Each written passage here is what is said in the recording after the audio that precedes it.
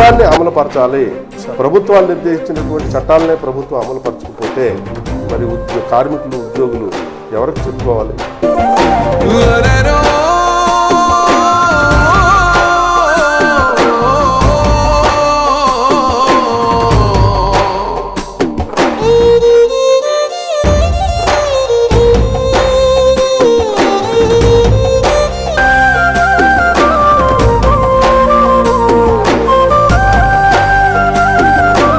అనారోగ్యం పాలైతే సంఘాల్లో పనిచేస్తున్న ఉద్యోగులు కూడా స్టామినాగా నిలబడడం కోసం ఖచ్చితంగా 5 లక్షలు తగ్గకుండా హెల్త్ ఇన్సూరెన్స్ చేయాలని, అలాగే 20 లక్షలు తగ్గకుండా టర్మ్ పాలసీ చేయాలని కూడా మనం డిమాండ్ పెట్టాం.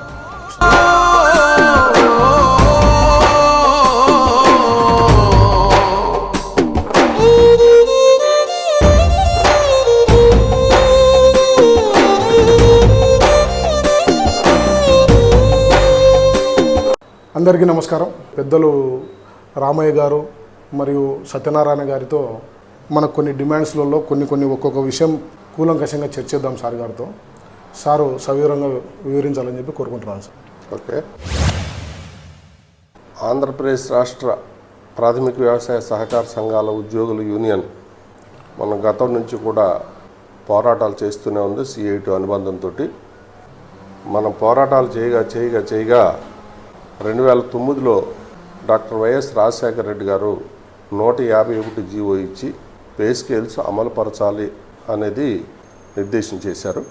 అవి 2014కి మళ్ళీ వేతన సవరణ చేయాలనే నిబంధన కూడా అందులో ఉంది.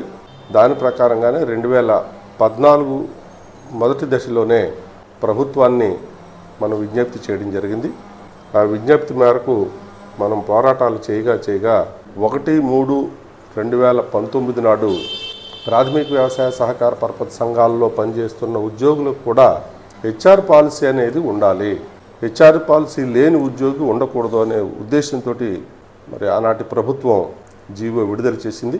జీవో 36ని విడుదల చేస్తూ అందులో రిక్రూట్మెంట్ కానీ, పే స్కేల్స్ కానీ, వాళ్ళకు వచ్చేటువంటి రిటైర్మెంట్ బెనిఫిట్స్ కానీ, లీవ్స్ కానీ, అలా అన్ని అంశాల మీద చర్చ చేసి జీవో విడుదల చేశారు.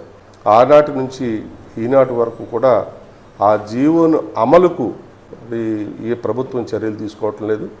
ఆ అమలు నిమిత్తం స్టేట్ లెవెల్ ఎంపవర్డ్ కమిటీ అని స్టేట్ లెవెల్లోని, డిస్ట్రిక్ట్ లెవెల్ ఎంపవర్డ్ కమిటీ అని జిల్లా స్థాయిల్లోని ప్రభుత్వం నియమించడం జరిగింది. ఈ SLECలు కానీ, DRGCలు కానీ సరైన చర్యలు తీసుకోనందువల్ల మళ్ళీ మేము ఈ పోరాటం చేయాల్సి వస్తుంది. అప్పటి నుంచి కూడా అమలు కానందువల్ల ఈ నెల దఫాలుగా జిల్లా స్థాయిలో చాలా పోరాటాలు, నిరసన కార్యక్రమాలు చేయడం జరిగింది. ఇప్పుడు రాష్ట్ర సహకార బ్యాంకు దగ్గర ఈ 27/10/2025 తేదీన రాష్ట్ర వ్యాప్తంగా ఉన్నటువంటి ఉద్యోగులందరూ తరలి వచ్చి ధర్నా కార్యక్రమం నిర్వహించి మన న్యాయమైనటువంటి కోరికలను సానుకూలంగా స్పందించి మాకు చేయాలని విజ్ఞప్తి చేయదలుచుకున్నాం. ఇప్పుడు మన డిమాండ్లలో ఉన్న ఒక్కొక్క అంశం గురించి మీ ముందర నేను అడుగుతాను సార్. మీరు కొంచెం కూలంకషంగా మీరు వివరించగలుగుతారు సార్. మొదటిది, ప్రభుత్వం ఇచ్చిన జీవో 36 ప్రకారం HR పాలసీ వెంటనే అమలు చేయాలి.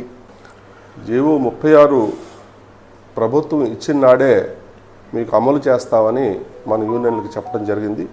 1/3/2019 నాటికి ఉన్న ఉద్యోగులందరికీ కూడా పే స్కేల్స్ అమలుపరిచి, ఎక్సెస్ స్టాఫ్ ఉంటే సర్దుబాటు చేసి, ఒకవేళ షార్టేజ్ ఉంటే రిక్రూట్మెంట్ చేసి అన్ని సౌకర్యాలు కల్పిస్తామని ప్రభుత్వం జీవో రిలీజ్ చేసింది. అది SLECకి ఇస్తే SLEC నుంచి కమిషనర్ గారికి, కమిషనర్ గారి నుంచి SLECకి ఇలా మారి 2-3 సంవత్సరాలు మమ్మల్ని తిప్పుకున్న తర్వాత మరి ఆ ప్రక్రియ స్టార్ట్ కావట్లేదు. DLECల మీద SLEC పెట్టడం, DLECలు SLECలు ఇంకా చెప్పట్లేదని చెప్పడం, ఇలాగా డాటా వేత ధోరణితోటి జరుగుతూ ఉంది తప్ప HR పాలసీ ఇంప్లిమెంటేషన్ అనేది ప్రాథమిక వ్యవసాయ సహకార సంఘాల్లో పనిచేస్తున్న ఉద్యోగులకి చేయాలనే చిత్తశుద్ధి ఉందని మేము భావించలేదు. అందుకనే ప్రభుత్వం ఏదైతే నిర్ణయం తీసుకుందో ఆ నిర్ణయానికి కట్టుబడి ఉండాలి. ఉద్యోగులందరూ కూడా న్యాయమైనటువంటి కోరికలు నెరవేర్చే విధంగా చర్యలు తీసుకోవాలని మేము HR పాలసీ ఇంప్లిమెంటేషన్ చేయాలని మొట్టమొదటి డిమాండ్గా కోరతాము. Okay, thank you sir. ఇక డిమాండ్స్లో ఉన్న రెండో అంశము, చట్టంలో ఉన్న ప్రకారం రాష్ట్ర ప్రభుత్వ ఉద్యోగులకు వర్తించు రిటైర్మెంట్ వయస్సు 62 సంవత్సరాలుగా సహకార సంఘ ఉద్యోగులకు వర్తింపు చేయాలి. ప్రాథమిక వ్యవసాయ సహకార పరపతి సంఘాల చట్టం 1964 చట్టంలోనే మనకి సహకార సంఘాల్లో పనిచేస్తున్నటువంటి ఉద్యోగులకి రిటైర్మెంట్ వయసు అనేది ప్రభుత్వ ఉద్యోగులకి ఏదైతే రిటైర్మెంట్ వయసు వర్తిస్తుందో సార్ దానికి లోబడి సహకార సంఘాల ఉద్యోగులకు వర్తింపు చేసుకోవచ్చు అనేది ఉంది. అలాగే జీవో 36 ఇచ్చినప్పుడు కూడా సహకార సంఘాల్లో పనిచేస్తున్న ఉద్యోగులు ప్రభుత్వ ఉద్యోగులకు ఏదైతే సూపర్వైజేషన్ పీరియడ్ ఉందో ఆ సూపర్వైజేషన్ పీరియడ్కి లోబడి వర్తింపు చేసుకోవచ్చని కూడా నిర్దేశించారు. దీన్ని అమలు చేయకుండా డిపార్ట్మెంట్ అడ్డుకుంటా ఉంది. దానికి ప్రభుత్వం ఏదైతే చట్ట ప్రకారంగా హక్కును కల్పించిందో దాన్ని ప్రభుత్వ ఉద్యోగుల్లాగే 62 సంవత్సరాలకు ప్రభుత్వం రిటైర్మెంట్ వయసును పెంచడం జరిగింది. ఆ పెంచిన ప్రకారం రాష్ట్రంలో ఉన్నటువంటి ప్రాథమిక వ్యవసాయ సహకార పరపతి సంఘాల ఉద్యోగులు కూడా వర్తింప చేయాలి అనేది మా డిమాండ్గా ఉంచడం జరిగింది. Okay sir. ఇక మూడో అంశం వచ్చేసి 2019 మరియు 2024లలో జరపవలసిన వేతన సవరణ జరపాలి. అప్పటి వరకు మధ్యంతర భృతి వెంటనే ప్రకటించాలి. ఈ అంశం గురించి కొంచెం చెప్పండి సార్.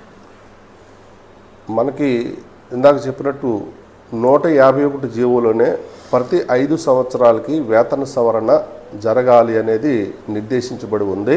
Okay sir. అలాగే జీవో 36లో కూడా ప్రతి 5 సంవత్సరాలకి మా సహకార సంఘాల్లో పనిచేస్తున్న ఉద్యోగులకి వేతన సవరణ చేయాలని నిర్దేశించడం జరిగింది. ఆ ప్రకారంగా 2014 టు 19 జీవో ఏదైతే ఇచ్చి ఉన్నారో ఆ 14 నుంచి 19కి మనకు 5 సంవత్సరాల పీరియడ్ కంప్లీట్ అయింది. 2019కి వేతన సవరణ చేయాల్సి ఉంది. అలాగే 2024 కూడా వేతన సవరణ వచ్చినా సరే ఇప్పటి వరకు దాని మీద దృష్టి పెట్టలేదు.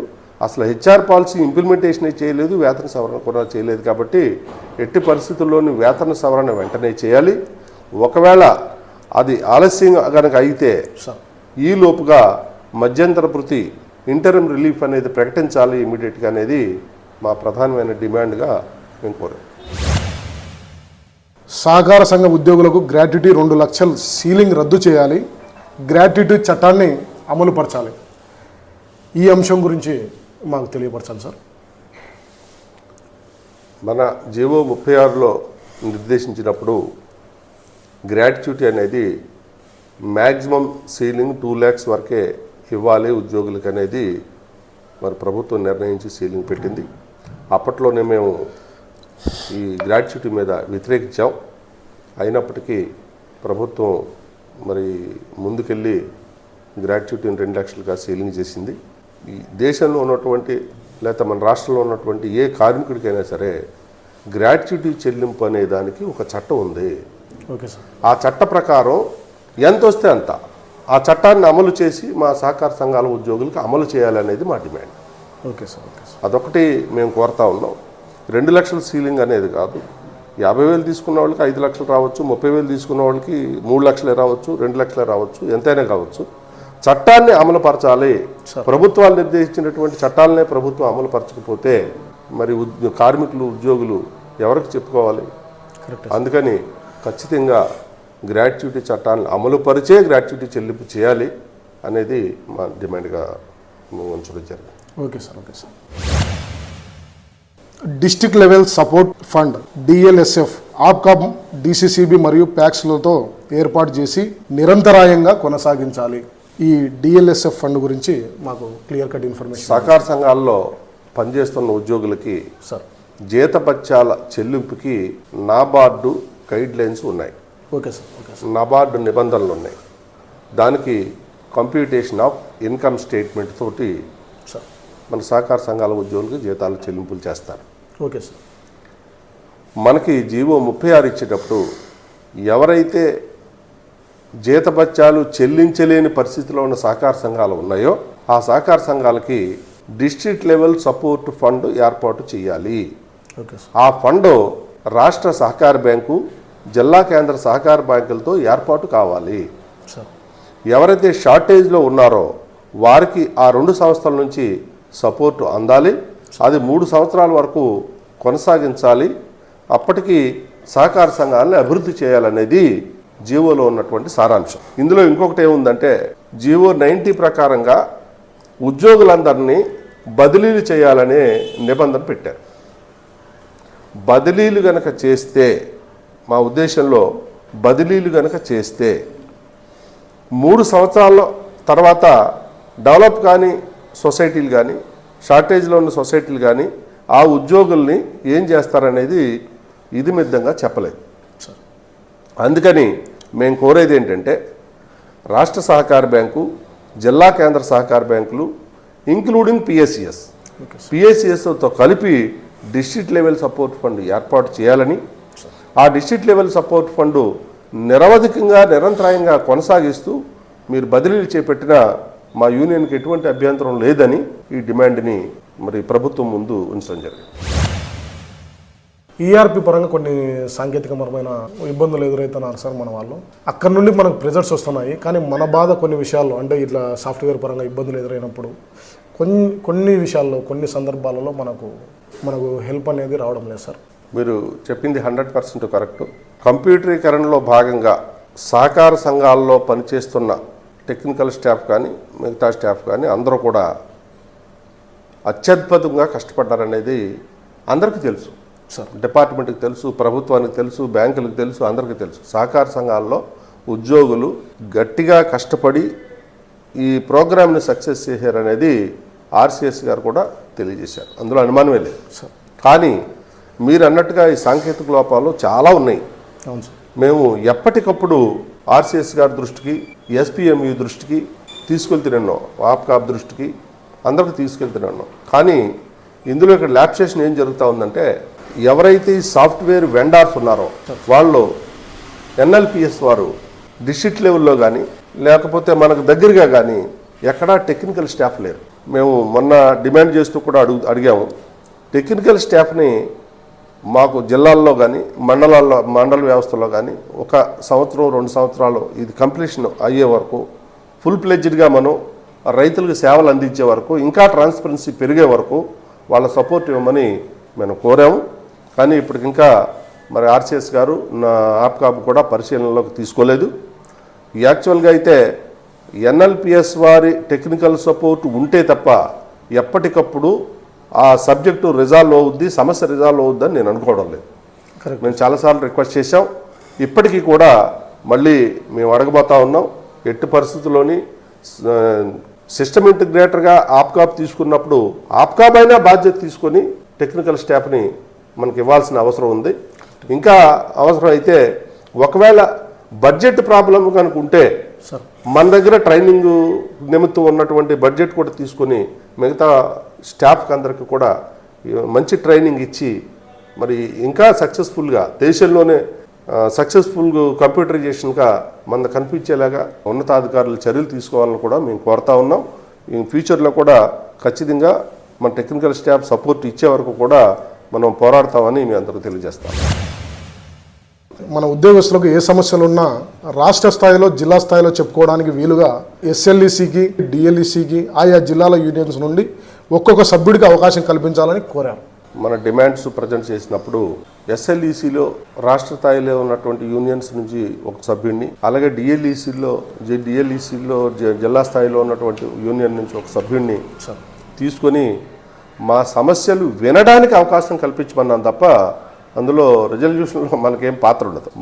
మనం అడిగేది ఏంటంటే అక్కడ మా సబ్జెక్ట్ కానీ లేకపోతే వేరే ఫార్మర్ సబ్జెక్ట్ కానీ క్రింది స్థాయిలో ఉన్నటువంటి ఇబ్బందులు కానీ మనం ఎస్ఎల్ఈసికి, డిఎల్ఈసికి చెప్పుకునే అవకాశం కానీ కల్పిస్తే ఇంకా మనం రైతాంగానికి మంచి సేవలు అందించగలనే ఉద్దేశంతో మనం అవకాశాన్ని అడిగాం. ఎస్ఎల్ఈసిలో చర్చలోకి తీసుకున్నారు. గతంలో చర్చలోకి తీసుకొని సారు మరి నిర్ణయం తీసుకుంటారేమో చూడాలి. మనం ఏమంటున్నామంటే ఎప్పటికప్పుడు సమస్యలను కనుక ఎస్ఎల్ఈసి సమస్యలు ఉంటే ఎస్ఎల్ఈసికి, డిఎల్ఈసిలో ఉన్న సమస్యను డిఎల్ఈసి కనుక తీసుకెళ్తా ఉంటే మనం ఇంకా రైతులకు కానీ ప్రజలకు కానీ మంచి సేవలు అందించగలం, సహకార రంగాన్ని అభివృద్ధి చేయగలం అనే ఉద్దేశంతో మేము అడిగేది తప్ప ఇందులో మన స్వార్థం ఏం లేదని తెలియజేస్తాము. రాష్ట్రంలో కానీ మన జిల్లాల వారీగా కానీ 2019 తర్వాత నియామకైన వారు చాలామంది ఇబ్బంది పడుతున్నారని మీకు తెలిసిన విషయమే సార్. మా జిల్లాలో కూడా నేను ప్రొఫార్మా సెండ్ చేసినప్పుడు చాలామంది పంపించారు లిస్టు. సో ఈ 2019 తర్వాత సంఘాలలో చేరిన ఉద్యోగులను రెగ్యులర్ చేయాలి, నియామకాలు చేపట్టే సమయంలో వారికి అవకాశం ఉండాలి అనే డిమాండు మన దాంట్లో చేర్చారు. దాని గురించి కూడా మీరు వివరించండి సార్. 1/3/2019 నాడు ప్రభుత్వం జీవో 36 ఇచ్చిన నాటికి ఉన్నటువంటి ఉద్యోగులనే రెగ్యులర్ ఉద్యోగులుగా ట్రీట్ చేస్తాం అనేది జీవో 36లో పొందుపరచడం జరిగింది. Okay sir. 1/3/2019కి ఆ తర్వాత 4 రోజులకో 3 రోజులకో 10 రోజులకో కనుక ఇంప్లిమెంటేషన్ అయితే రిక్రూట్మెంట్ కూడా డిఎల్ఈసీలకు వెళ్ళిపోతుంది. ఎప్పుడైతే ఈ ఇంప్లిమెంటేషన్ అనేది హెచ్ఆర్ పాలసీ ఇంప్లిమెంటేషన్ చేయలేదో రిక్రూట్మెంట్ కూడా డిఎల్ఈసీలు చేపట్టలేదు. కానీ సహకార సంఘాల్లో మరి ఉద్యోగుల అవసరమైనప్పుడు ఏం చేయాలి? ఆయా పాలక వర్గాల్లో అప్పటికి ఉన్నటువంటి వాళ్ళకు ఉన్నటువంటి 115D2 ప్రకారంగా వాళ్ళకున్న హక్కుల్ని మరి దృష్ట్యా వాళ్ళు ఆ సంఘంలో ఉన్నట్టు వర్క్ కుంటుపడకుండా ఉద్యోగుల నియామకాలు చేశారు. ఈ నియామకాలు చేసి 6 సంవత్సరాలు జరిగిపోతా ఉంది. మరి 6 సంవత్సరాలు పనిచేసిన కార్మికుడికి ఎక్కడ పోతాడో? మరి నియామకం చేసినప్పుడే మీరు డిఎల్ఈసీ నుంచి రిక్రూట్ చేసేయచ్చు కదా, చేస్తే అభ్యంతరం ఉండకపోను కదా. 2019 తర్వాత ఏదైతే ఉద్యోగులు ఉన్నారో వాళ్ళందరినీ రెగ్యులర్ చేసి ఎక్కడ అవసరాలో అక్కడ సర్దాలి. లేదు మీరు రిక్రూట్మెంటే చేయదలుచుకుంటే ఈ ఉద్యోగులకి అందరికి కూడా వెయిటేజ్ ఇచ్చి మొట్టమొదటిగా వీళ్ళకి టెస్ట్ పెట్టి వీళ్ళని రిక్రూట్మెంట్ చేయాలి. ఈ రిక్రూట్మెంట్ కనుక కంప్లీట్ చేసిన తర్వాత ఇంకా వేకెన్సీలు ఉంటే మీరు డైరెక్ట్ రిక్రూట్మెంట్లు చేపట్టాలి. ఇది మన ప్రధానమైనటువంటి డిమాండ్. ఎందుకంటే 5-6 సంవత్సరాలు కష్టపడి కంప్యూటరైజేషన్లో మంచి ఎఫర్ట్లుగా వర్క్ చేసిన ఉద్యోగులు ఈరోజు వాళ్ళని నేను తీసేస్తున్నామని మరి ప్రతిఫలం లేకుండా పంపించడం న్యాయం కాదు. అందుకని వాళ్ళు కూడా క్వాలిఫైడ్ క్యాండిడేట్స్ చాలామంది ఉన్నారు. 90% అందరూ క్వాలిఫైడే. ఎట్టి పరిస్థితుల్లోని 2019 తర్వాత చేరిన ఉద్యోగులందరినీ కూడా రెగ్యులర్ ఉద్యోగులుగా ట్రీట్ చేయాలనేది మా డిమాండ్. Okay sir. చట్టంలో నిర్దేశించిన ప్రకారం డీసీసీబీకి ప్యాక్స్లు కట్టిన షేరుధనంపై 6% తక్కువ కాకుండా డివిడెంట్ లేదా వడ్డీ 2011 సంవత్సరం నుండి చెల్లింపు చేసి రైతులకు న్యాయం చేయాలి. ఈ చట్ట ప్రకారం ఆప్కాబ్ డీసీసీబీలకు చెల్లింపు చేసింది. డీసీసీబీలు ప్యాక్స్లకు ఎందుకు చెల్లించలేకపోతున్నాయి? మన ఉద్యోగుల డిమాండ్స్ తోటి ఎందుకు కలపాల్సి వచ్చిందంటే చట్టంలో క్లియర్గా నిర్దేశించబడింది. మీరు సహకార సంఘాల్లో కట్టించుకున్నటువంటి షేర్ క్యాపిటల్ అంటే ప్యాక్స్ కానివ్వండి, డీసీసీబీలు కానివ్వండి, ఆప్కాబ్ కానివ్వండి, ఎవరైనా సరే కట్టించుకున్న షేర్ క్యాపిటల్కి మీరు ప్రాఫిట్స్ నుంచి డివిడెంట్ పంచాలి. ఒకవేళ మీ ప్రాఫిట్స్ నుంచి డివిడెంట్ 5% వస్తూ ఉందనుకోండి, 5% ఇవ్వడానికి వీల్లేదు. ఇంకో 1% వేసి 6% ఇంట్రెస్ట్ రూపంలో ఇవ్వాలి. అంతే తప్ప నేను 5% ఇస్తానంటే కుదరదు. అలా కాదు 7% మీరు డివిడెంట్ రూపంలో వస్తుందంటే నో ప్రాబ్లం, 7% డివిడెంట్ రూపంలో ఇవ్వచ్చు, అప్పుడు ఇంట్రెస్ట్ ఇవ్వక్కర్లేదు. కానీ ఎట్టి పరిస్థితుల్లోని కనీసం 6% dividend or interest share capital మీద పే చేయాలనే నిబంధన ఉంది. కానీ ఇది 2004లో సహకార సంఘాల అటానమీ అయినప్పుడు డీసీసీబీలకి ప్రభుత్వం ఎగ్జంప్షన్ ఇచ్చింది. Okay sir. అది ఎప్పటి వరకు ఇచ్చిందంటే 2011 వరకు ఇచ్చింది. 2011కి ఎగ్జంప్షన్ అయిపోయిన తర్వాత 2022లో ఇప్పుడున్నటువంటి మన ఆర్సీఎస్ కమిషనర్ గారే ఒక సర్క్యులర్ కూడా రిలీజ్ చేశారు. రిలీజ్ చేసి ఎట్టి పరిస్థితుల్లోని 6% డివిడెంట్ కానీ షేర్ క్యాపిటల్ కానీ మీరు చెల్లించాల్సిందే. 2011 నుంచి మీరు బకాయి ఉన్నారు, 2011 నుంచి ఎవరికి వాళ్ళు చెల్లించండి అని ఇచ్చారు. ప్రాథమిక వ్యవసాయ సహకార సంఘాలు ఇవ్వడానికి సిద్ధంగానే ఉన్నాయి. కానీ మనం ఎక్కడ ఇన్వెస్ట్ చేస్తాం? జిల్లా కేంద్ర సహకార బ్యాంకుల్లో ఇన్వెస్ట్ చేస్తాం. జిల్లా కేంద్ర సహకార బ్యాంకులు ఇస్తే కదా మీ షేర్ క్యాపిటల్ మీరు క్యాల్కులేట్ చేసుకుని 6% ఫార్మర్కి అందించగలరు. ఇప్పటికీ జిల్లా కేంద్ర సహకార బ్యాంకులు ఇవ్వట్లేదు. అసలు ఏంటి ఈ చైన్? ఎక్కడైనా మొత్తం కట్ అయిపోయిందా, ఎక్కడైనా ఉందా అని మేము అబ్జర్వ్ చేసి చూస్తే రాష్ట్ర సహకార బ్యాంకు సుమారుగా 2011 నుంచి ఇప్పటికీ 250 కోట్లు జిల్లా కేంద్ర సహకార బ్యాంకు చెల్లించినట్లుగా మా దగ్గర సమాచారం ఉంది. అంటే డీసీసీబీలో ఆప్కాబ్లో కట్టిన షేర్ క్యాపిటల్కే 250 కోట్లు ఉందంటే ప్యాక్స్ డీసీసీబీలు ఇంకా ఎక్కువ షేర్ క్యాపిటల్ కట్టి ఉంటాయి. అంటే ఇంకా 100-150 కోట్లు సార్ ఎక్కువ ఉంటుంది. అంటే సుమారుగా 400 నుంచి 500 కోట్లు జిల్లా కేంద్ర సహకార బ్యాంకులు ప్యాక్స్కి పంపించాల్సి ఉంటుంది. ఇది పంపిస్తే రైతులకు మనం డిస్ట్రిబ్యూట్ చేయాలి. ఎందుకు మనం ఈ బాధపడుతున్నాం అంటే ప్రతి రైతు సహకార సంఘానికి వచ్చి నేను షేరుదానం కడుతున్నాను ₹1 ఎవరో, షేరుదానం కడుతున్నాను ₹1 ఎవరో, మళ్ళీ కాక ఇదే బాధ. నేను మొత్తం నా డబ్బు నా లోన్ ఎంత తీసుకున్నా అంతకే మీరు వడ్డీ కట్టించుకుంటున్నారు. ఈ ప్రాబ్లమ్స్ అన్ని ఫేస్ చేసేది ప్రాథమికంగా సహకార సంఘాల ఉద్యోగులు. ఈ బాధను మనం పక్కకు నెట్టాలి అంటే రైతుకి చట్ట ప్రకారంగా వెళ్లాల్సిన షేరుధనం మీద వడ్డీ కానీ డివిడెంట్ కానీ ఏదో ఒకటి చెల్లింపు జరగాల్సిందే. జరిగితే తప్ప రైతుకి న్యాయం జరగదు, మనకి కూడా మరి గౌరవం పెరగదనే ఉద్దేశంతో ఈ డిమాండ్ని మేము పెడతా ఉన్నాం.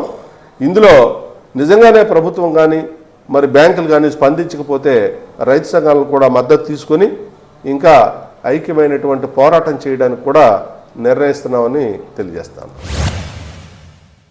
ఇదే విజయవాడలోనే ఒక అతను అనారోగ్యం పాలైతే ప్యాక్స్ కంప్యూటరేషన్లో మన అందరం నంద్యాల జిల్లా సహకార సంఘ ఉద్యోగస్తులందరం మనం చేసే ఆ వీడియోస్ కూడా మనం గ్రూప్లో పెట్టాము. కొంచెం ప్రెజర్ మనం తగ్గించే విధంగా ఏమన్నా మన యూనియన్ తరపు నుండి మనం చేయగలుగుతాం సార్? తప్పకుండా. మేము ఒకటే ఆలోచించాము సార్, అటువంటి ప్రెజర్స్ని తట్టుకోవడం కోసం అనారోగ్యం పాలైతే సంఘాల్లో పనిచేస్తున్న ఉద్యోగులు కూడా స్టామినాగా నిలబడడం కోసం ఖచ్చితంగా 5 లక్షలు తగ్గకుండా హెల్త్ ఇన్సూరెన్స్ చేయాలని, అలాగే 20 లక్షలు తగ్గకుండా టర్మ్ పాలసీ చేయాలని కూడా మనం డిమాండ్ పెట్టాం. ఎందుకంటే ఇలాంటి ఇబ్బందులు పడతా ఉన్నారు, ఆ కుటుంబాలు సర్వనాశనం అయిపోతూ ఉన్నాయి, వాళ్ళకి అసలు ఏ అవకాశం లేకుండా బతకలేని స్థితికి వెళ్ళిపోతూ ఉన్నారు. అందుకని ప్రభుత్వం ఇది కూడా పరిశీలన చేయాలని కూడా మేము పెట్టాం. తర్వాత ఫ్యూచర్లో మరి మన యూనియన్ అనుకునేది, రాష్ట్ర యూనియన్ అభిప్రాయపడేది, మనం ఎంత కష్టపడి ఈఆర్పీలోకి ఎంటర్ అయ్యి వర్క్ చేస్తూ ఉన్నామో అంత హ్యాపీగా ఫ్యూచర్ ఉద్యోగం కానీ ఫ్యూచర్ బెనిఫిట్స్ కానీ ఉంటాయని మేము భావిస్తున్నాం. అందుకని ఇవాళ కష్టం ఉంది కదా అని కంప్యూటరైజేషన్ని మనం నిందించాల్సిన అవసరం లేదు. మనం చేసిన పనే మనం ఇంకా ట్రాన్స్పరెన్సీగా తయారవడానికి మనం సపోర్ట్ ఏం కావాలనేది ప్రభుత్వం కానీ బ్యాంకులు కానీ మనకు ఇవ్వాల్సిందే. తీసుకొని మనం ఇంకా మంచిగా వర్క్ చేసి రైతులకు సేవలు అందించాలని నేను అభిప్రాయపడతాను. మన శాలరీస్ అన్నింటినీ డ్యూటీలో పెట్టారు కదా, ఆ డ్యూటీలో పెట్టిన శాలరీస్ పద్ధతులను రద్దు చేయాలి. ఇది ఒక్క అంశం గురించి సార్ను అడిగి తెలుసుకుందాం. సార్, ఈ విషయం గురించి చెప్పండి సార్. అసలు ఈ డ్యూటీ అనే పదం ఈ సహకార రంగంలోనే ఉందని నేను అభిప్రాయపడుతున్నాను. అసలు ఏ రంగంలోనే ఉండదు, అదే సార్, ఏ కార్మికుడి దగ్గర ఉండదు. ఎందుకంటే పని చేస్తే కూలి ఇస్తారు, లేకపోతే లేదు. మనం పని చేసాము, జీతం తీసుకున్నాం, మన జీతం డ్యూటీ పెట్టడం ఏంటి? ఎవరిదైతే జీతాలు డ్యూటీలో ఉన్నాయో అది కేసు టు కేసు ఎగ్జామిన్ చేసి నల్లిఫై చేయాలని ఒక నిర్ణయం కూడా ఎస్ఎల్ఈసీలో జరిగింది. కాకపోతే ఆ కేసు టు కేసు చేయాలని ఎవరికి ఇవ్వాలి?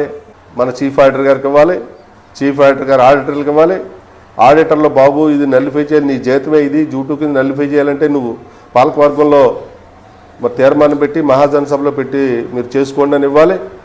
ఆ ఆడిటర్ గారు దాన్ని జీతాల కింద యాక్సెప్ట్ చేయాలి. ఇంత ప్రాసెస్ జరగాలి.